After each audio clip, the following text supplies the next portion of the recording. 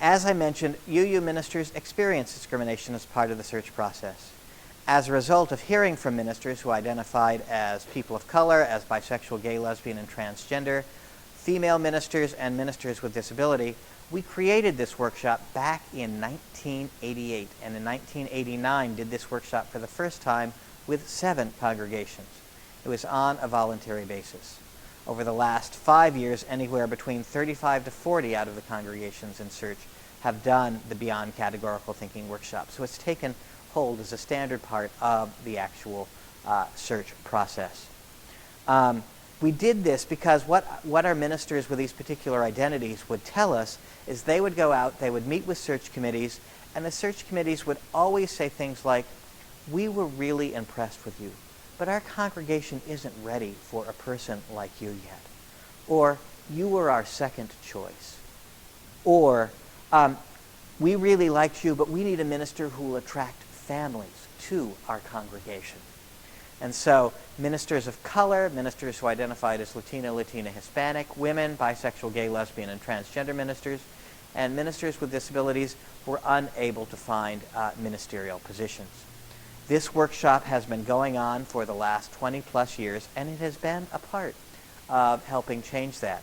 We've also seen the discrimination happen from actual search committees, because what people report is they've discovered they've been asked different questions.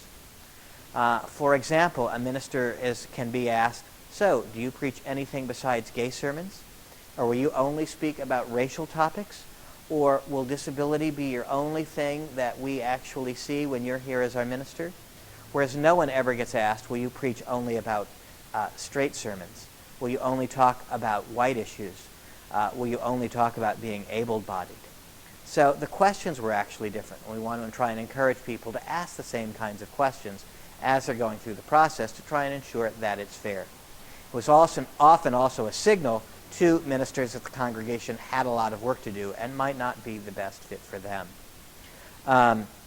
What's interesting about this workshop, in the mid-90s, we stopped hearing the same number of complaints from women as women gained greater access to our ministry, and in fact more than 50% of our ministers now identify as women. So women are a less significant part of the workshop, but they are still a part of the workshop because the oppression still happens on some level. The other concerns around race and ethnicity, sexual orientation, gender identity, and disability are still complaints we hear from ministers even today, now over 20 years later. One of the interesting things we found about Beyond Categorical Thinking is congregations that have done it were twice as likely to call a minister from one of these categories as those that don't.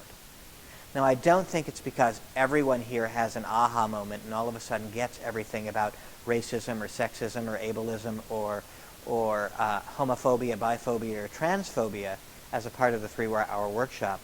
But what I do think it happens is that all of a sudden congregation realize, hey, it's not just the minister who has to deal with this. We have to deal with this too. We have to take ownership of this particular problem. And it makes it easier for a congregation to realize we can work through stuff as opposed to some of the fears that they actually had. One of the other things that's true now is that ministers actually check to see to make sure that a congregation has done Beyond Categorical Thinking as part of the search process. And we actually ask all congregational search committees to include their application for Beyond Categorical Thinking as part of their search packet. We also, back any number of years ago, passed a bylaw at the UUA committing ourselves to non-discrimination as part of the search process, and this is another reason why we do the workshop, to help us live our values. We will, from time to time, make additions to the workshop. For example, if a congregation has never had a woman minister, we will include that as part of the workshop at the same level we talk about race and ethnicity, sexual orientation, gender identity, and around disability. Or if a congregation has only had one woman minister and it turned out to be a bad match for the congregation. The same has been true around age, but what's interesting around age is often what our congregations tell us is somewhat dualistic. Congregations are afraid of having a minister who's older, or congregations are afraid of having a minister who's younger. And what's interesting is that it tends to balance out. We tend to see ministers in their 20s and 60s having about the same amount of access to job positions as each other. though ministers in their 50s and 40s are still the most popular. But if a congregation has a particular concern around age, we will include that as part of the workshop.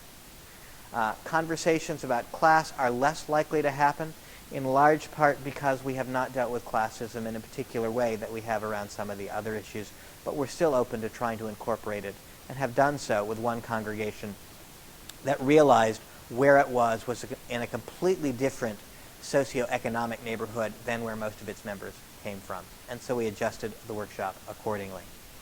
The other thing that is very important about this workshop that we discovered over the last 20 plus years into it, whatever a congregation puts into it, whatever they're open to, is what they're likely to get out of it. The congregations that sort of think they have done the work are likely to get less out of it. The congregations that realize there is always more to learn, always more that we can do, are the ones likely to get more out of it.